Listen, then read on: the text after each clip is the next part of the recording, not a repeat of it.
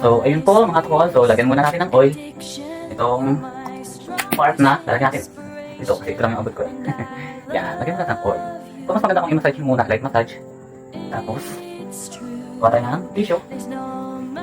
Kasi, tissue ang ginagamit ko kasi mas madali siyang umapoy. Hindi katulad ng ibang papel. Yan, kasi lang siya. Tapos ay, baso. Apoy yan, mga tukon. Yan. Ay, basta rin sa ba? Apoy.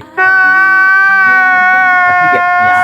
So, ito lang kasi yung part na kaya kong lagyan. Yun.